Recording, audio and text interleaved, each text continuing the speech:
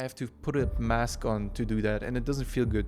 I like to talk to people who know what they want, where we can talk about numbers. And here it is obviously really important to know your stuff, to know the numbers, to know what's going on.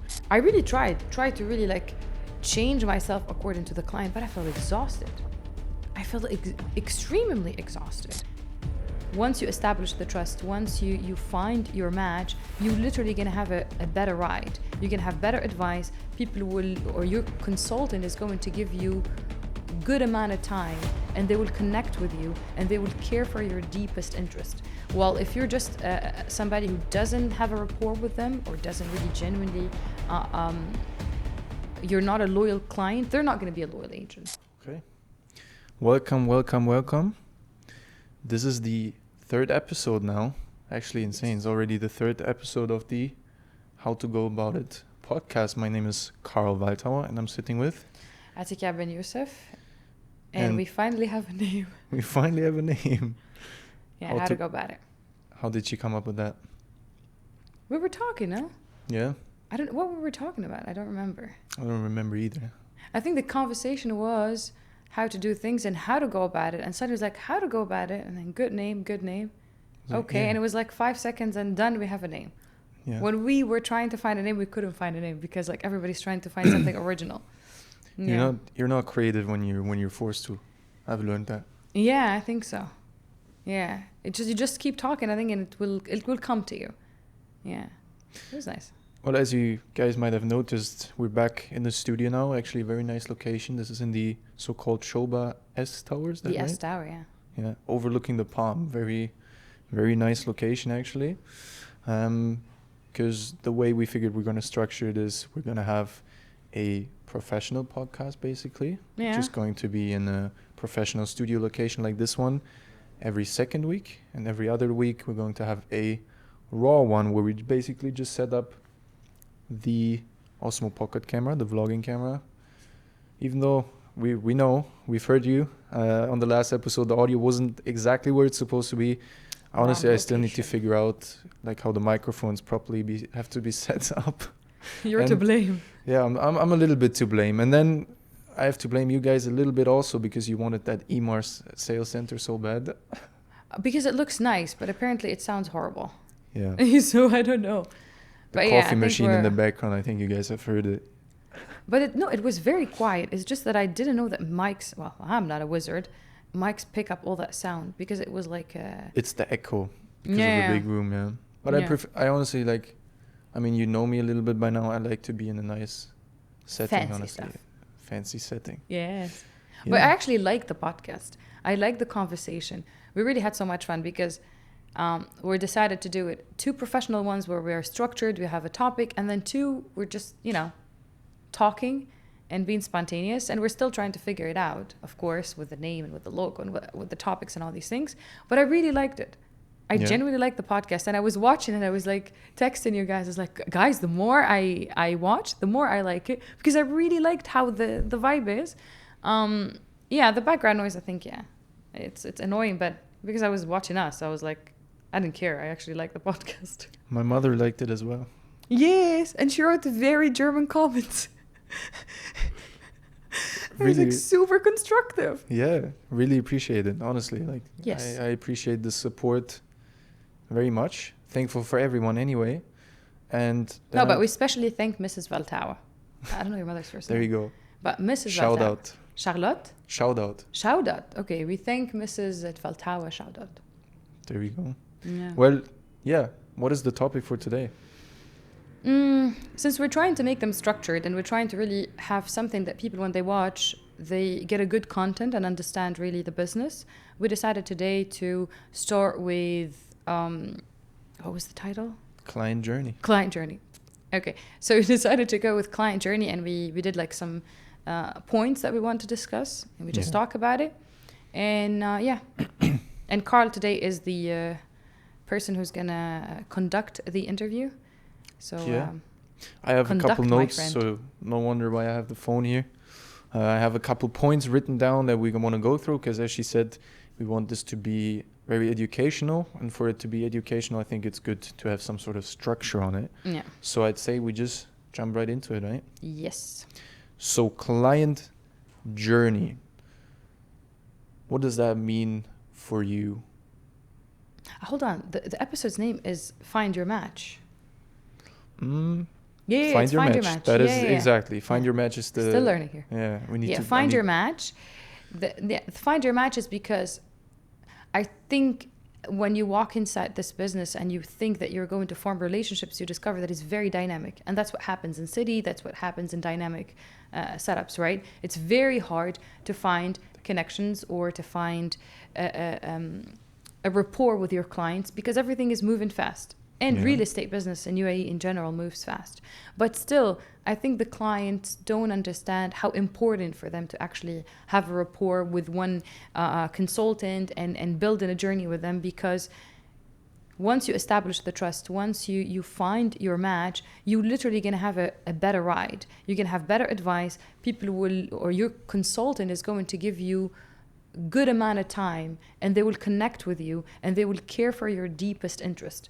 Well, if you're just somebody who doesn't have a rapport with them or doesn't really genuinely you're not a loyal client, they're not going to be a loyal agent. So this is why it's like find your match in terms of consultant, and that will lead you to finding your match with the investment. And it's a cool name, Find Your Match. Find your match. Yeah. So this is something, the client journey overall, why we emphasize on that so much is because this is our vision as a team. This is how we want to go about our clients. We want to build excellent relationships with them, and how that looks like, we're going to go in depth now. So the whole idea, and we've kind of talked about it a little bit in the last episode, but here now is going to be official again. This is all only possible to a very specific structure that we have in place, which is being used normally not in real estate. I've quite frankly, never seen it anywhere in real estate, right? Not as a team. Like, not as a team that they would work together. I don't know. Maybe it is different in other countries. Because I know, like in the UK, for example, people don't really work commission-based, I think. Yeah. So they might actually have a structure in place there, because it doesn't really, it's not really about I'm stealing your client now, or I'm not, Yeah. It's very funny when you work on a commission-based, everything has like a positive side and a downside, right? Yeah. So basically, maybe people are not very skeptical, but also they're not competitive. Also, they're not trying to shine because they're just getting a salary. So basically for them, it's just a job. But when you're on a commission base, it means you need to capture the attention of the client. You need to have a portfolio of clients, then you do more. So it's like you maximize, but the trust factor goes lower. It depends from person to person. If you're like a self-interest individual, then it's going to be rewarded in the beginning, but not in the long run. But if you're a person who's trying to really establish good relationship with clients and trying to really build a career out of it, it can be very frustrating in the beginning, because I like something what you said is like, I cannot in good conscience sell something while I'm not sure what I'm talking about. Now, that is not going to get you anywhere in the beginning, because you need to dedicate months and maybe a couple of years of your career to know, and you're still learning, but at least that minimum, and that takes half a year to a year to at least have a minimum. So you're going to struggle financially. You're going to struggle even morally. You don't know what to do. But I'm getting broke here. I'm trying to hold on for dear life. But I really want to do it the right way. But eventually it gets super rewarding. Then, the ride is like you're chilling in, I know you're like in your mansion, closing deals left, right, and center. But it is hard in the beginning. Yeah. Yes. And the structure allows you to come in to learn and to observe a lot. You don't have to do everything at once. All you have to do basically is the leads you receive, take care of them, understand how the CRM works, and then step by step understand how to call someone, how to call a cold lead, how to call a warm lead, what to say, what to focus on, what to ask. How do you qualify someone actually? Qualifying the client before you actually then take the next step, which is setting up a meeting. This is the structure basically. I know this personally from online sales. A lot of online sales people work like that. You know, for example, they gain leads over Instagram marketing campaigns, whatever the case is, and then they call through, text through. This is very popular in the US, by the way. I know someone. Shout out to, his name is Benz. Benz, yeah, like not like Mercedes Benz, but his name is Benz. And if I'm not mistaken, I don't know what he does now, honestly, but he's a person I know because he was actually in my school, and he used to do online sales, I think, if I'm not mistaken, social media marketing for companies in the US.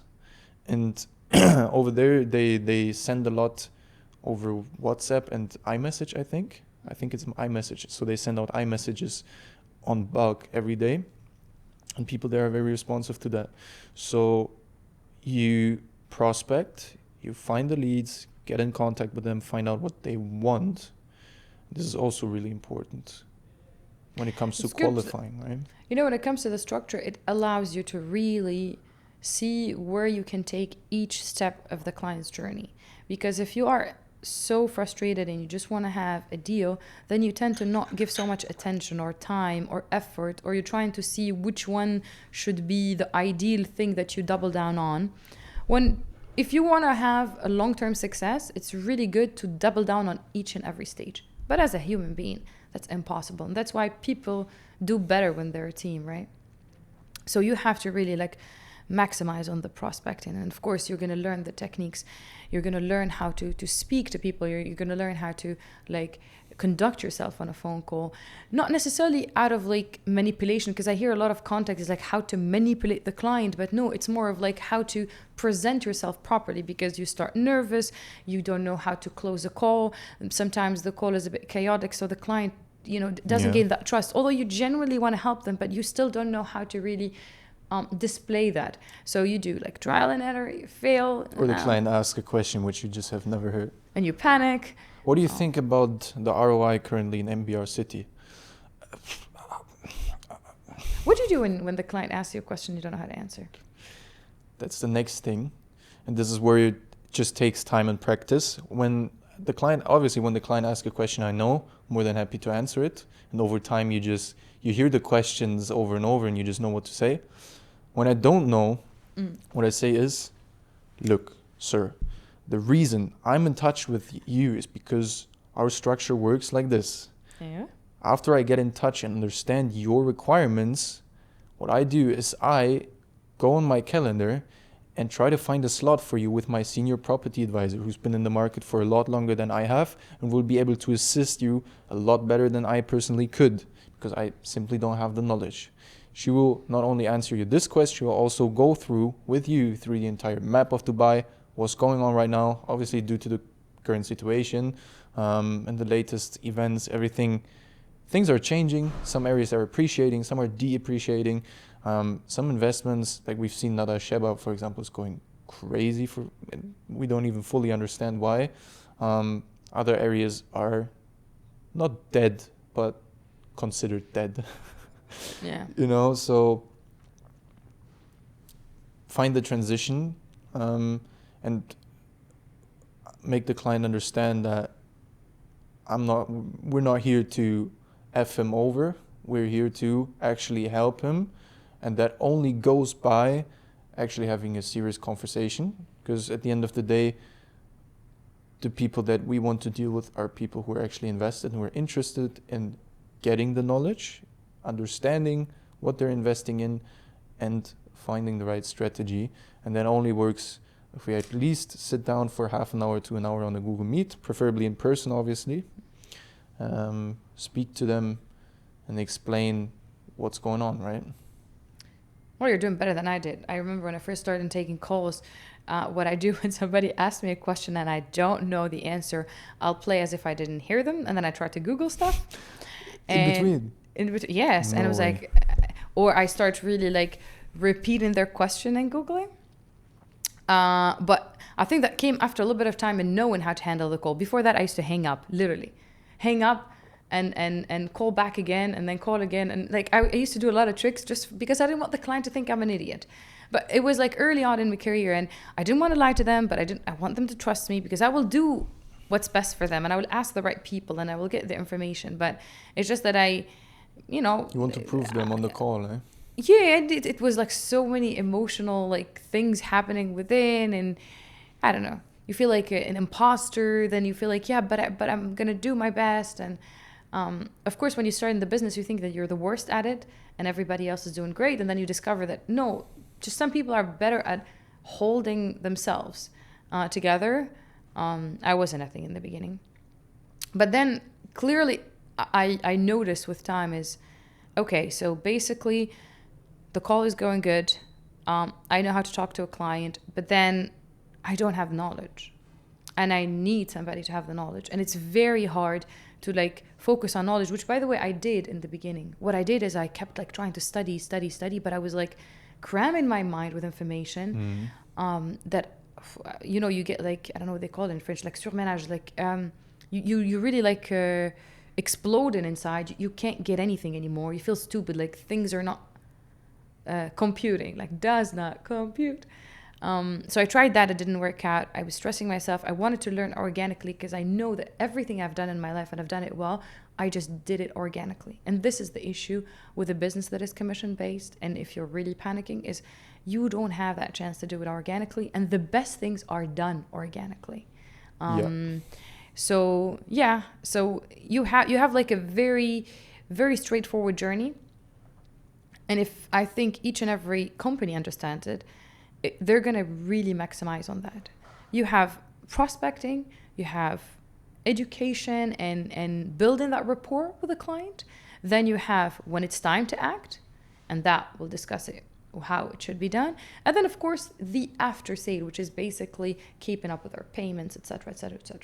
So if we're going to talk about the beginning is prospecting. And when we call clients, or you guys, because now Carl gave you a little bit of like how he does a call, which is basically calling a client, trying to understand them. Some clients are really hard to deal with. And recently we came to a decision is like, no, we're not going to entertain all clients, not because we don't care, but because we want to invest in you and we want you to invest in us, because we will do everything. I mean, we're willing to like sleep in front of a developer. We're willing to chase and hunt a developer down. We're willing to beg for you. But if I'm going to do that, that's going to take a lot of my time. So I want you also to invest in me as well. It's a thing. And I think a lot of clients don't understand that. But anyway, so we decided that we're going to qualify clients and only take on the series that we think that really they want to work with us. And it's fine. There might be not as many as a person hoped for, but they're going to grow with time because we're going to give them a great service. But when it comes to you, how is it going now that we decided that we're going to go at it or go about it that way? Well, when it comes to the pure calling, less busy, because we used to chase people for weeks and weeks which don't respond or they don't show up to the meeting, which we had a phase for like 1 or 2 weeks where literally every client was a no-show. You know, on the other side, this kind of happened. Everyone who's in sales knows this. It goes up and down a little bit, right? Sometimes it's just like that. It's your energy at the end. I believe strongly that it's also what you attract. And if you're maybe in a confused state of mind, maybe, you know, on the calls, probably, yeah, you're on the calls, your tone is different. Your vibe is different. Maybe you don't how do you say? You don't communicate clearly to the client that this is serious. You know, it's just for them. It's just another call. So, what has changed? Peace of mind. Yeah, because I think you guys. The reason why I told you, hey, you know what? To hell with it. If a client is not cooperative, don't burn yourself, is I feel that you guys feel guilty, and I understand it, because you feel like, oh, these are like we're spending money for marketing, leads, and this is something I actually like, which is the ownership. But sometimes ownership, when it's too much, it actually works against you, right? Yeah. And I remember even when they're like drunk in something, they're like, yeah, but how can we explain? It's like, I know you're doing your best. Don't care about how it looks from the outside. I know you're doing your best. If this person is not cooperating, we're going to go and speak to somebody who's cooperating. Not really to shit on clients, but yeah, we want you to work with us and we will do our best for you. And it's better to go at it from a perspective is like, we're bringing value here. We're bringing a solid client journey. If you're in on it, you're in on it. Great. If you're not, we wish you well, but we're not Yeah. the people for you. We're not the right people for you. So yeah, I'm happy actually that we're going about it that way. Brings you peace of mind. But you also have to you have to internally let go. Like this is Yeah. more, this is for me the thing. This is different for every person, but I have a struggle of letting go sometimes. So letting go of someone that, you know, You feel like you can always do better, but yes, what you- if we did you this? can do better, yeah. You can do better. And sometimes when you have a client, for example, and you see an opportunity which just suits him, and you're like, come on, let's register you, let's get you in. I know. And you feel that he's, you know, it's like trying to avoid you, or it's like, come on, man, what are you doing? And then the guy tells you a couple of days later, yeah, but I invested And there a terrible there. opportunity, Just and you're like, and just because he got a little bit of a discount, you know, but the appreciation is going to be absolutely zero within the next year. So you're thinking, you know, what did I do wrong? this is why, like, yeah, we should let go, because when Yeah. you're somebody who has high ownership, you feel like I could have done something, I could have said it better. But if you come at it from, if it's meant to be, it's meant to be. And let's, because I prefer us setting our standard and doing it the best way we can do, and keep hammering that and having that peace of mind that we know where we're going and we're going to get there. It might take longer, rather than just being all over the place, feeling like always guilty because I need to grab all the opportunities. No, we will grab our opportunities that fits within our vision. And then Yeah. those clients are going to be clients forever. And this is what's happening, for example, in like with a couple of the clients, that they keep coming and the friends are coming. Like, and I like it because when it's a friend, it's an easy sale, because you already had the reputation with the first investor that you've worked with. They've seen how much, not only that you care about them, but even after selling them, you're constantly like doing so many things that are beyond your job description because you care. Then you have like 5 friends coming. And that is the long, you know what you say? The long game. Long-term game. Yeah. So, yeah, we might lose a couple of clients, but we'll gain real clients that they really appreciate true partnership. Because we want to partner with clients. We don't want to sell to them. Eventually, we're going to sell to you, and there is a monetary gain for us, but Like, there I is mean, monetary we're not gain, going to yeah. sit here and act like we don't want to make money, right? Like, yeah, but the client makes money yeah. too. Like, the client is the one who's winning the most, yes, and for We're me, it's just- like, yeah, you win, I win. and we're charging. At the end of the day, we're charging the developer and not you. We're not even charging the client, charging the developer. Yeah, true, but look, people are different. I think this is why I'm telling you that it's good that we stick with our niche, because I met with a couple of people that I love the way they think. They think that I win and you win, and that's the spirit. True. It's like, I'm coming, I'm collaborating with you. Eventually, you're gonna make money while you're not doing it for free.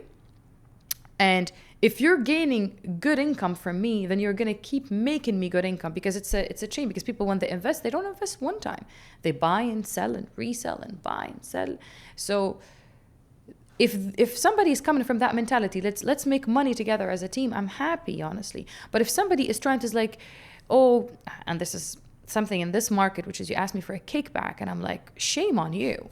Honestly, like, shame on you. Like, I'm not asking you to give from your profit, and I don't even consider it or think about it. I'm like, I'm actually happy you're making profit, because if I choose the right project for you based on your finances, how much liquid you have, how much can you afford, what other investments you have in your portfolio, and which one you're going to exit, and all these things.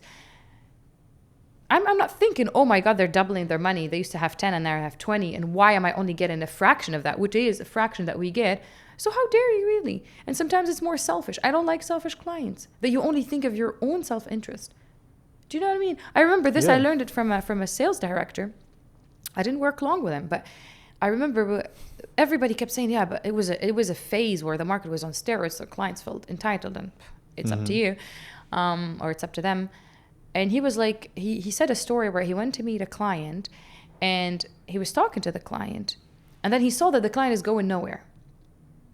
And because he's been in the market for a long time, he's not desperate financially. So, you have a different vibe. It's true, yeah. So I remember Relax. he said that it was actually a client of one of his team members. She did the prospecting, but she was not really comfortable dealing with the client. She was a bit shy. He went with her, and he had his notebook.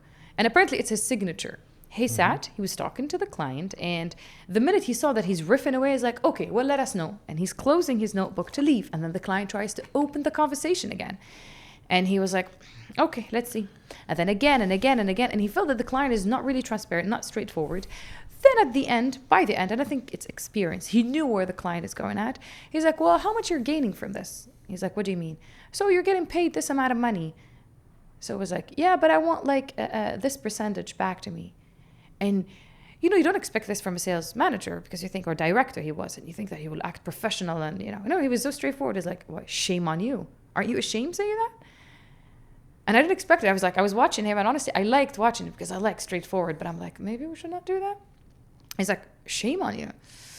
It was like, what do you mean? It's like, well, does your family like eat food and mine doesn't? Do you have dreams that I don't have?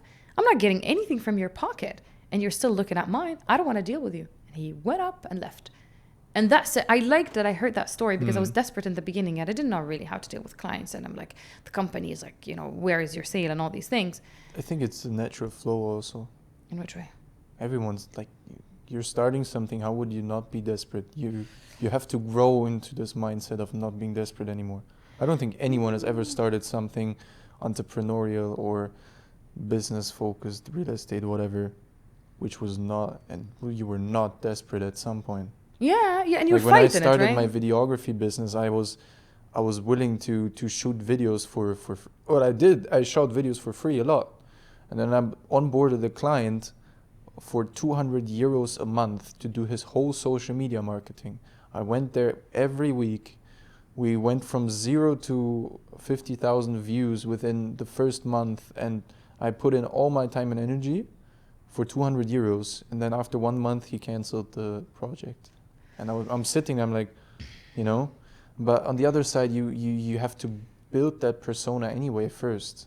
I don't think there's any natural way. If you don't have a clue of what you're doing, I don't think there's a natural way around not also making the experience. You have to make it at some point in your life, being desperate and experiencing in real life that being desperate sadly doesn't bring you anywhere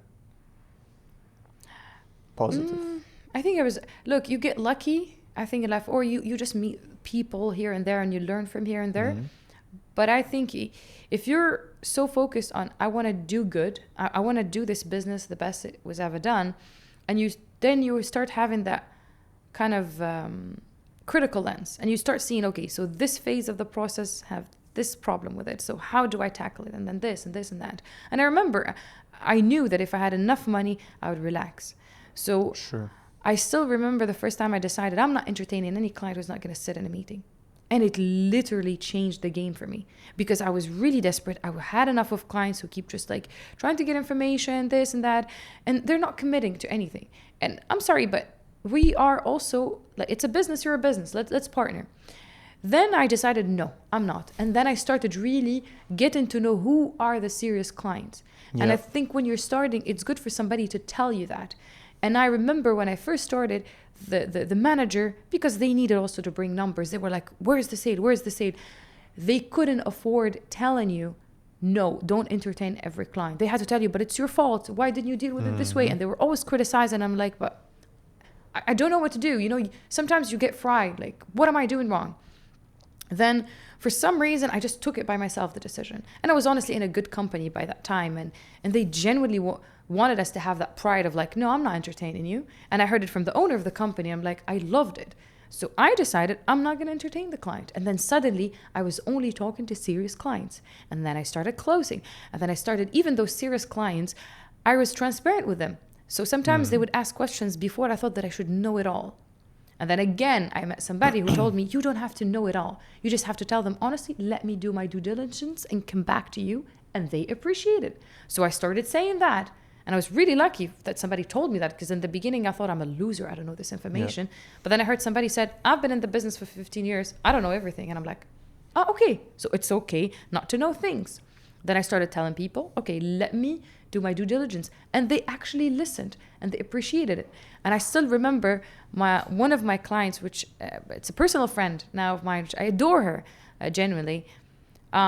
She was asking, she was really my type of client because I'm so into details. And she was asking, but the roots of the trees that they're going to plant. Now we're being ridiculous. I don't know what kind of roots, how they, and then it turned out to be a Japanese kind of technique where they split the roots because it was like on a hill and something like that. It was actually for a Gaffwoods project, by the way, by Majid Futim, an excellent project. Then suddenly it changes. The more somebody tells you it's okay to lose clients, the more you gain confidence, the more you focus on the real clients and the good ones that they want to form a partnership. I know everybody's trying to invest to make money, and to each his own, but for me at least, is like, no, I want partners. I want clients that are partners. And I enjoy when I start with a client on a professional basis, because I never really want to be friendly with a client. It's not really I don't feel comfortable trying to butter you up. It seems like it's not me. But eventually, after our first, let's say purchase together or investment, then we become friendly. Then you get more comfortable and you talk to the client and they bring you other clients. I'm so happy. It's like the best way to go at it.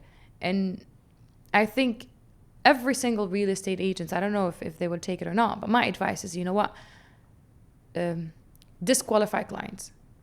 They can have a lot of money, but they're not interested to collaborate with you. They're interested in who gives them the best deal. Not, can you get me the best deal? Or I'll stick with you, because I need you to stick with me so I can do something for you. And this is honestly, I think, what builds the trust. Because if you feel that confidence in your consultant, you're going to become more confident about your investment as well. Yeah. And I notice when I tell people that, okay, I cannot help you in that area, I used to panic a bit. If I say I cannot help you, it means I'm not knowledgeable, right? And then you see like, look, in that area, I'm not going to be able to help you. And they're like, okay, so what can you help me with? And I think that's what every single manager, every single owner of a company should tell his agents.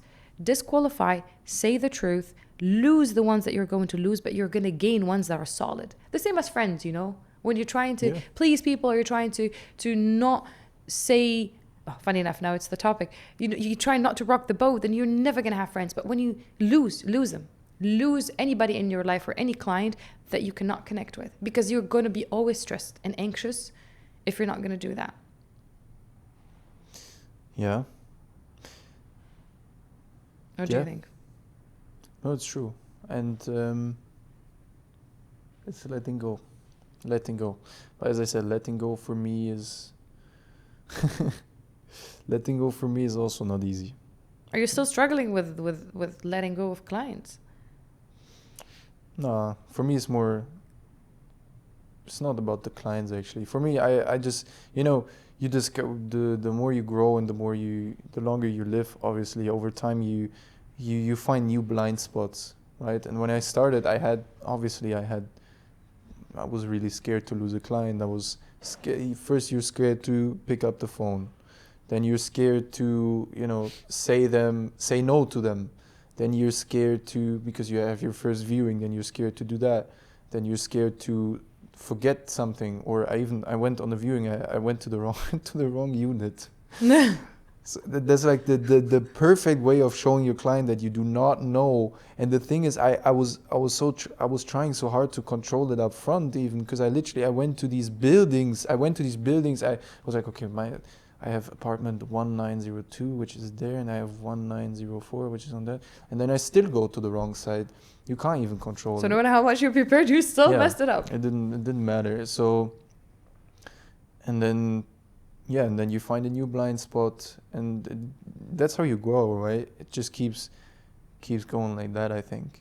And this is the same thing. Like for me now, as I said, I wouldn't feel fully comfortable with advising someone generally on Dubai. I know a couple projects by now, like really well, where I know that they're really good, and if somebody has, fits the requirements, I would be able to advise them, but I wouldn't be able to give like a general advice to someone who's just looking for an investment, like, because I simply don't know everything. And I don't, as you said, you don't need to know everything, but there's levels, and you need to reach certain levels of knowledge and experience, I think, to be able to be in a certain position. That's the whole idea of I think in your situation is also to know how to get to the information. You're still trying to understand how to get to the information, how to look at it. Also, how to interpret it as well. And build a network of people who can, you Yes. know, who you can reach out to. You need to get to know the developers, brokers. You need to get to know maybe even the sales director here and there. You need to know a couple landlords to get maybe direct information. Know other brokers. You can maybe ask to, let's say somebody comes in for off plan, but he wants a secondary unit on the palm trunk, right? So it's good to have your connections there as well, so you don't need to reach out to any agent, because I don't know who knows this. There's this A2A contract in Dubai, which is not, as of I think for a couple months already now, which is not how do you say? I think It's not legally binding. yes, it's not legally binding anymore. So you want somebody you can trust, and then, as I said, it just grows over time. You need to give it time, I think. Look, you never stop learning. And myself, maybe right now I'm in a position where I know a lot of people because I've been longer, so I know who to go to for the information. Because exactly, look, you can sit here and pretend that, or I can sit here and pretend that, oh, I know it all. It's like, no. It's just that if I want to get an information or get an opinion or get a recommendation, I know who to go to. Yeah. And it's not really known about the projects or anything. It's more of understanding the ABCs of the business. And I think right now that's what I think anybody needs. And the unfortunate, let's say, situation about real estate is nobody is sitting you down and explaining to you the ABCs. Because once you know the ABCs, you tend to form your own phrases and your own words. And then you kind of write paragraphs and books, right? But people are picking up things left, right, and center is not really, how to say, like structured, as we say, that it's very also hard for somebody to learn faster and gain trust faster. Plus you get the pressure of you have to, like, you know, you have to come through, you have to deliver, that adds that anxiety level. But right now you see is like, what we're trying to do is we have a client journey where we're going to reach out to clients, we're going to understand them, we want to understand what they're looking for, their investment type, and then start with the educational phase where I really never understood how somebody can buy a property without understanding the country, the city, and the dynamics of the market they're invested in. And believe me, a lot of people do that, which for me is like, wow, I thought everybody's going to be hammering us, you know. So even though sometimes clients shows up and they're like, oh, what's best? I'm like, wait, let's step back. Let me explain to you how this works. And I enjoy it. And whenever I meet a client who's like my type of client, I'm like, ooh, like it's catnip. Yeah. And so you kind of go through that phase of education, which I value it and appreciate it. And it sharpens my tools. And for you guys, because you get to listen to a lot of it. It's like it's passive learning, which is the best learning possible. Rather than you forcing yourself trying to learn, it's like you're listening to things happening. Then once that trust is established, and it's very important, then you, of course, you will understand their time frame. And when it's the time, you're like, okay, this is how to go about it. Because once you know your investment type, once you know what's your goal, you need to act fast. Because this is a fast market, okay? We're willing to take the time to educate you, but once it's time to take the action, choose the product, you have to transfer that EOI. You can't wait, because you'll lose the spot. And I need you to be on priority list. Yes. And after that, of course, I will know how to choose the good unit for you based on I understand how the market works, because some units appreciate more, some units are more in high demand, and that's where our, let's say, knowledge comes in. And then after that, I need you to continue paying your installments on time. Do not get fines, you know, because later on, most of the developers are not going to waiver it. You know, we can speak about it, we can try, but it's not going to happen. Then, of course, once it's time to exit the investment and we have trust, that I need you to act fast. And if I tell you, for example, or I can give advice and then it's their decision, but I really love it when it's a partnership, because my clients will call me, it's like, should I sell? I'm like, yeah, but you're not gaining anything right now. Because people think that it's very straightforward. No, market really shifts and you have to wait when the curve of the appreciation happens to sell at the right time. And sometimes it's a pattern for certain type of properties, and sometimes you need to wait it through, which I think in the future we're going to talk about it more. And when we talk about this, and then of course, that's it. That's honestly how I see how we should go about it. We're willing to wait. We're willing to establish the rapport, but we want really clients who genuinely wants to collaborate with us. Yeah. This is me. Let's say I'm talking about me. This is what the kind of, let's say, consultant I want to be. But how about you? This is something, yeah. It really comes down to your character type, I figured out as well. because I'm very different than you are, for example. I I naturally I think I'm naturally really good at sales. I think I have a character which also likes to, exaggerate a little bit. This I like The Wolf of Wall Street a lot, the movie, not because, they were scammers obviously, but this energy of like, Yeah, but you're classier than them. They were really degenerates. You're That's not true. a degenerate at all. I'm not. I told you you're the son of a yakuza. You don't want to acknowledge it. Okay, but not the crimes, but that kind of regal vibe. Yeah. Still, yeah, exactly. I like to. Finer things in life. True. I'm a very direct person, which also translates to sales. I prefer people. I prefer generally, obviously, investors first of all. I have a hard time. That's why I really did not feel comfortable in secondary leasing, because you go into the apartment and you stand there, like, yeah, this is how I'm gonna stand. I'm gonna cook my eggs, and I'm standing. And I'm like, you want to buy or not? And this You're sounds really not really. about the This whole- really sounds. This sounds mean. It's just. It's not me. I cannot. It's fake. I have to put a mask on to do that, and it doesn't feel good. I like to talk to people who know what they want, where we can talk about numbers. And here it is obviously really important to know your stuff, to know the numbers, to know what's going on, because otherwise this way of sales doesn't work. You can only be direct if you know what you're talking about. So to know what I'm talking about, and then just talk 1, 2, 3, 4, 5 clear, and also make it. I think this is really important. Make clear from the beginning how the structure works. This is how we like. That's why what I like to do on the qualifying call already is to tell the client how our client journey looks like briefly. We're gonna prepare the options suitable. We're gonna get on a meeting, get in touch, get to know each other. Then we're gonna show you later around to the developer's office or to the area. We've just had a client tour last week, which was really nice. Show the area, show how how's life there, and then eventually place an AOI, nail down the project which you like the best, place an AOI, and get it done. But I don't think it's mean, by the way. No, I think it's just it is true. not. It is not mean, but it sounds mean to some people, I think.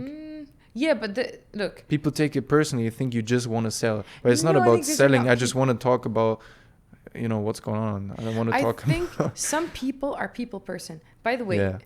There are people who do well with end users and families because Yes. they actually genuinely enjoy it. Yeah. I think Dean enjoys people. 100%. Dean enjoys people to a ridiculous degree, and I think we are the worst, or his worst nightmare, because we really don't get any. Like, he's such a humanity person, and we're more of like structure, work, this, and it's as you said, it's characters. But I don't think it's mean. I think it's true. I don't think you can fake it. I think you can fake it maybe for 5 minutes, and then your face is gonna drop. It's putting a mask on. It's putting Yeah. a mask on, and it's really not. I feel. When you smile for so long that your mouth starts hurting. Yeah, I but it remember I doesn't had a look genuine, viewing, and then all of a sudden another person called up and said, yeah, we can do a viewing here as well. So I was like, okay, we already had like half an hour in this building. I really thought they wanted the unit. I really thought they wanted it. And I already smiled for like half an hour, and I was really like, oh shit. And then we went over the street. It was also on the pond. We went into the next building, and I kept going. I don't know. There's nothing wrong about it. It's just not really me. So I like to talk direct. I like to talk to people who know what they want. I'm not, I'm not really the person that likes to go on the endless journey of figuring out. I like to talk to someone. Come to me and I'll help you know what you want, and then we'll find something. I think when I first started, I remember trainings where people are saying you have to adapt to the client's character. Yeah. And something in it didn't sit right with me. When you feel like something is not right, but you don't know why. And then I really tried to really like change myself according to the client, but I felt exhausted. I felt extremely exhausted. Because you don't know who you are, and by the way, you portray a character to the client, and then you're talking to another client, and then you forgot the first character. And it's just like trial and error, and it didn't sit well with me at all. And then you kind of discover, I think we all know it, it's a cliche, but you discover it through experience, because it's easy to say, is like, it's better to be you. regardless of who you are. Okay, like you see some people who are hardcore straightforward, but you can sense that they're comfortable in it. They're not faking it. Because if somebody's going to fake straightforward, you can feel them trying to see if you like it or not. The way you feel it is you ask one question and then it shatters. Yeah. Somebody who's acting straightforward, you just ask one question. And they start justifying or they start panicking or whatever. Yeah. And if somebody is not a people person, you will see that after like 5 minutes of asking about your life, they're like really bored of it, or you can sense it. And so it's better to be you. If you don't want to, like, I don't think I really like opening conversations with client as much, but I think I'm a little bit better than you. Yeah, but I like 100%. talking about real estate. I like situations. I like stories. I like somebody who follows where I'm going because I explain it in a certain way. But I wouldn't necessarily want to like I don't think I can talk to a client, how's your mother? I know it's a human side of it, but I would be faking it as well. You know? Yeah. I can ask it as a courtesy because I generally like, hey, how's everything? Or if I met the partner and I like the partner, like, and I really want to ask, but not as an obligation. No, should come from the heart. And somebody who's very direct and you ask him something that they don't, like you ask a question they don't know, they're also going to tell you. They're going to tell, look, as you said yourself, look, I really don't know. I'll do my due diligence and look it up. Yeah. I think being being honest, genuinely yourself works. That's what the industry is sadly known for. Having people, we said it last episode, a lot of people We keep shitting on people. Apparently it's a trend. Yeah, well, we need to explain what is our vision, right? If there was no niche in the market, I think there wouldn't be a place for us, right? That's our place. I think a lot of people get influenced by the market as well. It's really hard to resist it. Yeah. It's really hard to come forward and say like I don't want to advise you now. Like, and you're thinking like how am I going to compete with all these people? Like you literally, as I said, we just had this situation, right, with the client. We gave him the best project, the best investment in the whole of Dubai, suiting his requirements. The Aldar one. Yeah. He said Aldar is unknown developer, and I lost my. I didn't know there. We're sitting there, we're like, it's an unknown. Well, his argument number one was it's an unknown developer, and Aldar is literally. Like it's a governmental backed up developer. It is huge. Been in the game since 2004, I think. Yeah, and he mentioned another developer, which we cannot mention because that would be shitting on developers. No. It will be banned. But he said that developer is better than Aldar, and I'm like, because of the after service is better. Which is, by the way, also not even true. I don't know if he has ever visited a single building from this other developer. But he said his brother, by the way. It's not true. Yeah, his brother. God knows. He said, my brother knows about the market, and Aldar is not good. Now, let's be fair to all developers. Each and every developer, they have an Achilles heel. None of the developers is perfect. None of them. But, come on, when we talk about big names and people who really invested with them, and that's why they continue being big names, is because they're really, really good. Now, of course, they're not perfect in everything, and something's got to give. You cannot get the best price, best location, best quality. Like, there is a bit of pill to swallow, but apparently clients are kind of unrealistic. But yeah. And then the second argument was... What? And also, we didn't see 3D renders. We only saw we didn't see a 3D mock-up, like a 3D floor plan. We only saw fancy animated picture, which is the absolute standard. Everyone does it. We only saw the animated fancy pictures, so we're not really convinced. Yeah, but look, I understand that maybe they have different expectations. I've never heard something.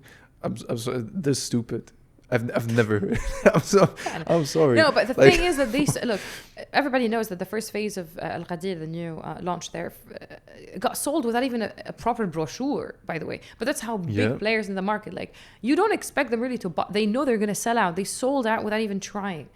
That now people are fighting over units to get in this upcoming phase. So, like, this is, if somebody who doesn't understand how things work in UAE, they'll think they're unprofessional. It's like, no, they don't have to. They just announced and they're testing the market and they have their own strategy. Now, this is where the client's journey really is good, is how about you come and go and see their communities. Don't judge them. Don't have prejudgment on anything, okay? Okay, I'm telling you this is good, this is bad. Nothing really is bad here. There is an investment to each client, because some client has to sacrifice quality because their budget doesn't allow them to have the best quality, and quality costs money. Some clients have to sacrifice location because you're not going to be on the beach if you don't have the budget for it. Or some people, they need to compromise because they cannot carry on a payment plan, because some developers, especially the big names like Emaar, is 80/20, they're not even budging on it. So you have to sacrifice. So and, and these type of people, they lose because they fall for people who are actually just trying to sell them as fast as possible, and it works, you know. It does. It actually works. Like people, there's, you know, brokers, they're gonna talk them into whatever project, talk, follow up, and I mean, respect the hustle, but at the end of the day, all they do is they just hammer them, and for somehow people fall for that. Yeah, I remember I had a client who had like multiple like investments in her portfolio, and 80% of them were really terrible. And I remember I had a conversation with her. I was like, but what happened? And she told me this. She told me the guy who sold her all the bad investments, he kept calling her. And the ones that, one of her best investment was a townhouse in the Valley back in the days, because I think she bought it for 1.3 back in the days, or 1.6. Was it 1.3 or 6? I don't want to say the wrong thing. Anyway, and she got it, and now, okay, the unit is like approaching 3 million. And she told me that one didn't even call me that much. And she hated the fact that he was not following up with her, which I understand because clients want to feel important. But I told her, but you see, the person who was really hammering you was not really doing it in your best interest. And the person who was, you know, very shy to push you, which is not good, by the way, at the end of the day, you should do like the middle ground, right? Yeah, fun balance. That was the one who really wanted the best investment for you. And this is, by the way, well, you learn when you hear from clients, is like, okay, so I should follow up, but I shouldn't be pushy. And anyway, I have the best intentions for my client. So there's nothing wrong with following up because it's good. You have to give the client the importance of being a client. They're spending their money. So yeah, funny enough. But I think for us, it is like we're choosing to sacrifice the volume for the quality. And I don't regret it. Because I go home and at least I can chill. Because it's not about a conscience thing, because a lot of, by the way, consultants, they really have good conscience, because I know we've been shitting on people, but there are really very good ones and they have good conscience. Absolutely, but they are really tired. They are really exhausted. Like, you can see it. I think they just like, they need, at this point, like they self-medicate maybe, like they need like to sleep. They're exhausted. They're overwhelmed. And us really choosing to have the right clients is because we want to enjoy the ride. We want to build it brick by brick, and we want to have fun. I personally want to have fun doing this because I'm thinking of it as a long-term thing of like really having my own portfolio of clients, which now it's building up, you know, but I want to expand it, of course. And yeah. And also for every investor to not overrush a decision. Like we said, being able to make a fast decision is good after you've had the proper consultancy and you properly know what's going on, after you've nailed down the project. Because that's what I said, like you have this client, there's multiple people dealing with it, and there's someone who's just pushing, rush, you need to buy, but they don't even really inform them. They still don't know what's going on. And that's when a rush decision is bad. Fast decisions are good when you are educated. Yeah. But actually, fast decisions are not good. Like, that's why we say we don't like to make fast decisions in the beginning, but we like to set everything up so then we can make a fast decision. Yes, you lay the groundwork with the client, because yes, fast is very important, but when you do it fast and this is an advice to all consultants, and I know they struggle because each project is coming in and selling up very fast, and you're frustrated. It's like, this is a good project, but the client doesn't believe you. No. I would advise you guys, just do the groundwork, build a pipeline, and then it's more of like a slow burn. And then when you just land a good unit for the client, land a good investment, and you will have a peace of mind, because like it's like you're putting fires everywhere when you're not doing that. Yeah. True. What kind of consultant do you want to be?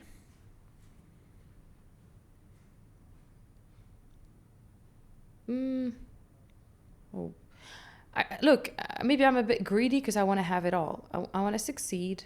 I want to build a good reputation. I want to make the money, and I don't want to abuse myself. Okay.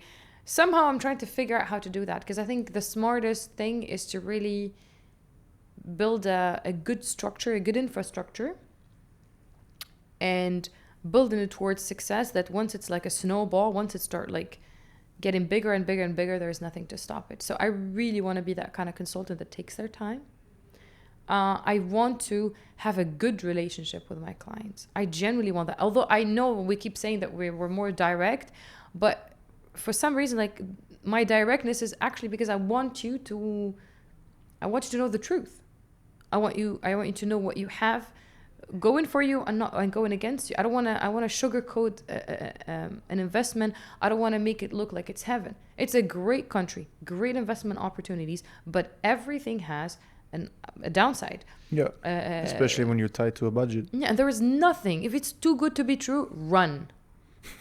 Like, come on. It's like it's 40% discount. There is a reason. Okay.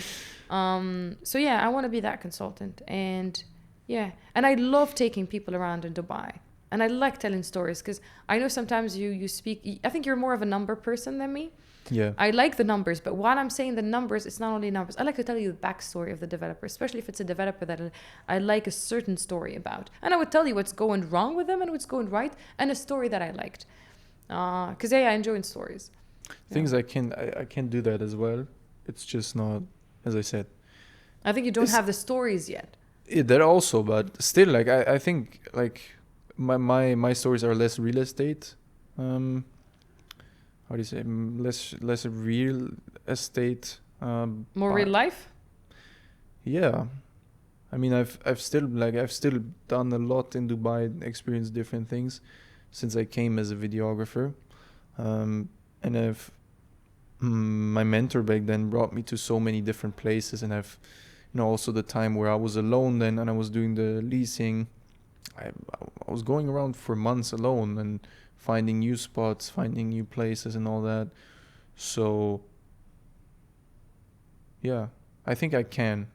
It's just not initially when it comes to initially I prefer to talk numbers and facts. Carl prefers numbers and prefers fancy places. Even though, again, I was so shit in math. Oh my God. I barely made it in math in high school. Oh, that's complicated math. But when we talk numbers, you're like about profit. And so I think you're good when it comes to that. Yeah. Maybe not. And I can convince people over Find facts. X. I like to say, look, at the end of the day, the fact is, and then that's for me that makes sense. I have a friend, he always tells me that he told me a couple like sayings that I used to say, and one of them is fact is, and that's like my dead how do you say, my killing argument is also fact is. And sometimes the thing is, yeah, well, it is, I see it as a fact. I'm not stating something as a fact which I don't believe in, but I'm always I like to talk facts. Where do you hope this real estate, let's say, career take you? I know that you have so many big dreams. So where? This specifically, I want to build a big team. I don't have a specific number in mind, but I want to build a big team. I'm looking forward into closing myself. I'm looking forward into teaching somebody new who wants to make it and who's interested in the industry and who, where we feel like he can fit into the team, helping him becoming a good caller, helping him becoming, in the long term also a good closer then, growing a team, building something, and, eventually look into other positions, whatever, try out what it is to be a sales manager, try different things out. As I said, always in this frame, in this kind of like my own frame. We've talked about this. I like to, it's different when you're learning because you have to grow to a certain point to be, I cannot be a sales director now because I would consider myself quite good in sales. Still, I wouldn't think that I'm a sales director. Absolutely not. I need a couple of years of experience for that. So I think naturally growing, but then when the time has come, I like to have my own space, even if it's within, it doesn't have to be my own company, but I like to have my own space where I can build something long term. And then long term, definitely have my own companies. If it's going to be real estate related only, we will see. I don't have a specific plan. I know where I financially want to be. I know where want to be in life to a degree. I don't think you need to have figured out everything, but know the direction. I know the direction, I think. What about you? What about me? About what? Where do you want to be with this? I think we're like quite the opposite side of a coin. You're very result oriented, which I like. Yeah. I'm not result oriented per se. I'm process obsessed. And sometimes I need to take myself away from that, because sometimes I just want to fine tune every part of the process, that then it becomes just an addiction to just, because it's never really perfect, but I really enjoy it. I enjoy building structures. I enjoy building teams. I enjoy building strong foundation. I don't really focus on the outcome as much, because eventually I feel like, okay, if you do the right steps, or you try to do the right steps, you try to always to do the right thing, eventually you will reach where you're supposed to reach. And maybe because I've learned this when I started my career and I grew in corporate, and I was so obsessed with the let's say the end goal, I kind of started having this end justifies the means, that I watched myself becoming a shitty person. I really you can see yourself gradually like moving towards becoming a shitty person. Although maybe you haven't hurt people, whatever, but you're just not yourself. You're not authentic. You feel like you don't say what you want to say when you need to say it, because I shouldn't say that. You feel like you let go of things when you shouldn't let go of things. And then you get bitter. And then you build the prison that you don't want to, like you literally thought that you want to reach to a point in life or in business, and then it's your prison. You're not happy there. You're not saying what you want to say. You're not being yourself. You're not building anything, because now you're just trying to win, not build. So that made me realize that I enjoy building, but building properly, and just let the chips fall where they would fall. And also I kind of realized that I want life to surprise me as well, because I don't know if it's a character thing, because you know where you want to go. I don't know if later on it will be rewarding to you, but because for me, when I see all these old people and all these things that you'll change your mind.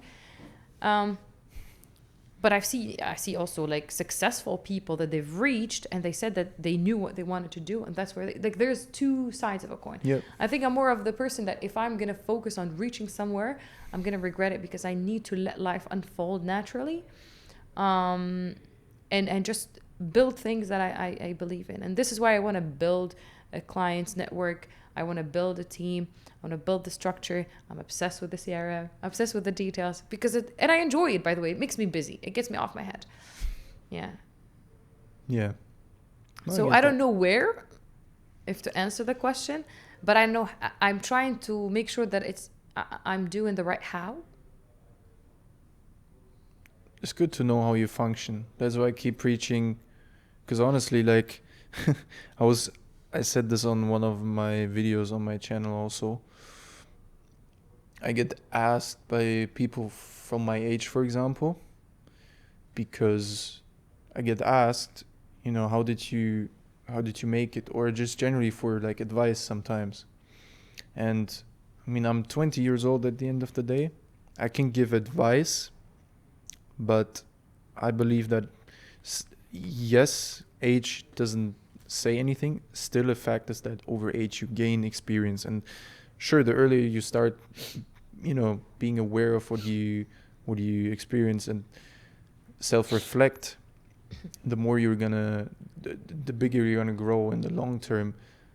Still, the only advice, or the main advice I can give to someone who's anywhere in life and doesn't know really where to go, or wants to find his goals, or finds himself in a position where he or she is not really, like, I know what to do, but I'm not really doing it, and I'm not really getting there, is figure out who you are, and everything else will follow. Because as soon as you start understanding who you are, which you can find out the best through experience, put yourself into positions and experiences where you figure out how you function, what you actually like, what you want, etc., etc. That's how you're going to, in the long run, be able to also find your goals. Because we all have things which are naturally tied to us.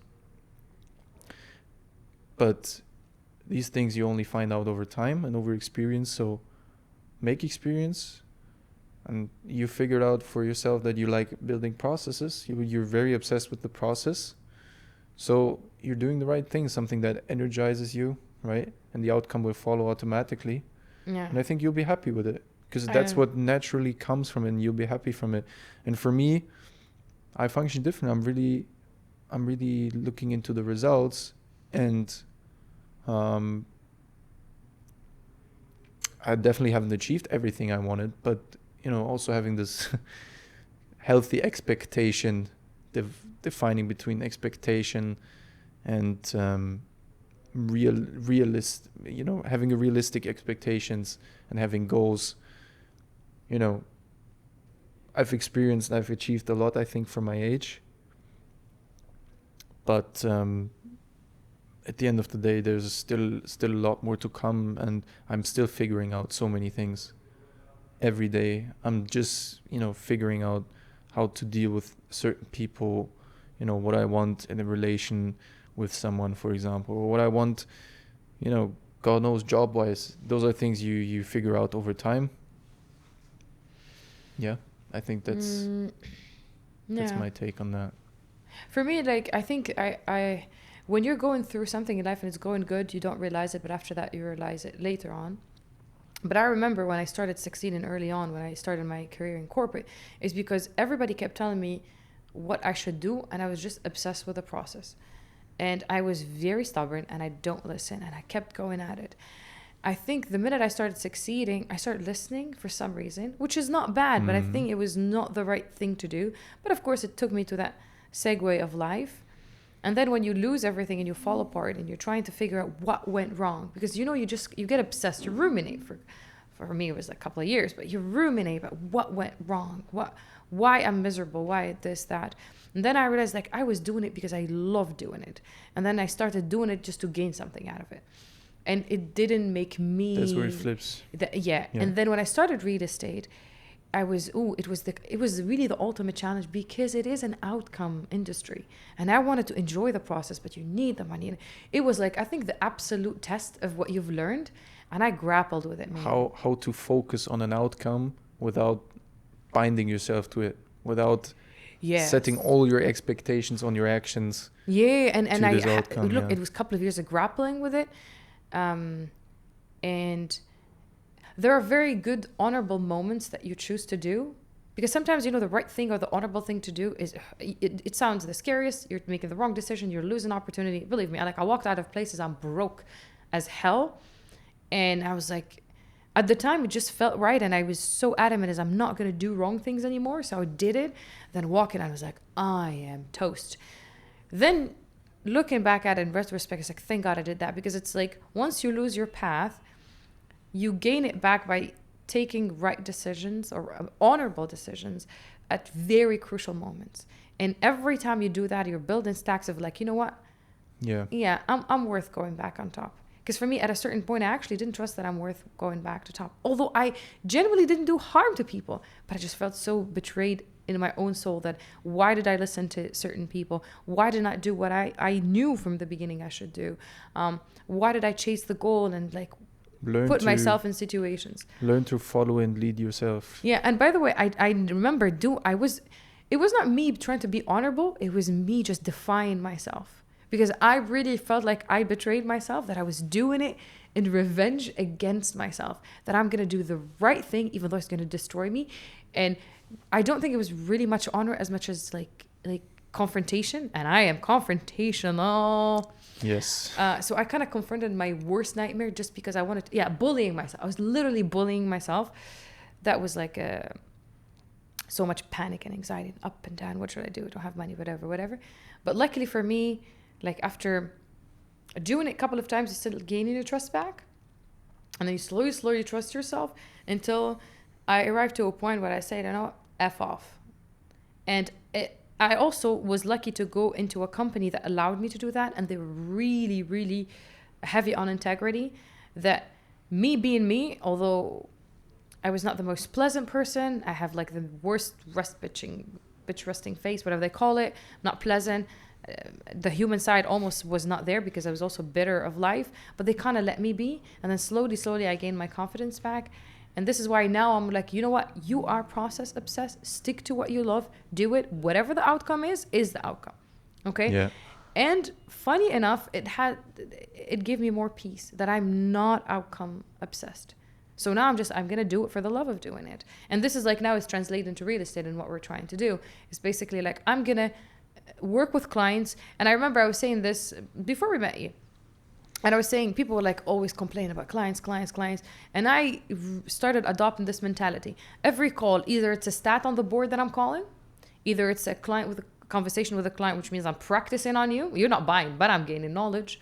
Either it's a objection that I'm learning to handle, or it's a client that I earned. So none of the clients, none of the calls, none of the frustration was actually a loss on me. It was basically a win. And I think when I started adopting that, and I was like, yeah, even the process, I'm winning. Okay, maybe I'm not getting a lot of clients. Leads were not good, but I'm like, I have stats, so I'm the number one caller. Who cares? And then the clients are speaking to me, but then they're not really sticking with me. Yeah, but I have minutes on the board. The clients I'm sticking. I'm like convincing them. I'm trying. This is what I used to do most of the everything. Then like in the meetings, it's like, yeah, but I sat a lot of meetings. None of them bought, and then I got a reward from the company for number one in meetings. I'm like, I'm winning. I got a gift. Then I started translating to clients and deals and referrals. Yeah. So everything I think led me up to now to just focus on the process. It's what you enjoy. You are not a person who's a go-getter. Don't try to be somebody you're not. And this is exactly where we're at. We're in the middle of the process. Yeah. Next week, it's not going to be the next episode, but the next one in the studio. The next one is raw. Exactly. Next one is raw. But the next episode in the studio is going to be about understanding your investment type as an investor, understanding what do you actually want, what do you need, and where should you put your money. Yeah, we wanted today for people actually, to understand and advise clients and even agents of really how the client journey is in reality, the best way we see it fit based on the experience we've had, and the importance of really forming partnership and sticking. That's why it's find your match. Is like stick with your consultant. If you trust them, you can ask trick questions, whatever, but if you found somebody you can trust, don't ask them and they'll get you the deal. Don't go and betray them. Don't even come to us. Stick with your person, because that's the best thing you can do. And quite frankly, I don't know if you believe in karma, you believe in religion, you believe in anything, it really works out for the best. And most of the clients who stuck with me, even in the beginning when I was not good, got the best deal. I was super happy for them because they stuck with me, and I'm not even the best. I don't have a reputation. I don't have connections yet. Yeah. And they got the best thing. So stick with them. And the next episode is going to be to explain the type of investment, because a lot of people really tend to not understand why we ask these questions, how to really go about their investment. So they tend to give you their requirements, and they don't give you room to play with it. And then nobody's helping you because you think you know what you need to know. And you're being rigid as an investor. So maybe listen to how it works, or it best works as we see it. And eventually, hopefully, you'll get the best investment. And for all agents, you'll get loyal clients. How to go about it, you've heard it. How to go about it. Thank you guys very much for watching this episode. As always, comment down below what's your experience this week. What is your experience in the client journey? Is there anything else we can improve to make this podcast even better for you guys to understand? Which topics should we maybe talk about within the next episodes? And generally, feedback. We really appreciate it. Thank you guys for watching. You'll find all the different channels down below, same as the Instagram ones, as our YouTube channels. Make sure to follow, subscribe to stay tuned, and then we'll see each other in next week's episode. Thank you very much. Thank you, Carl.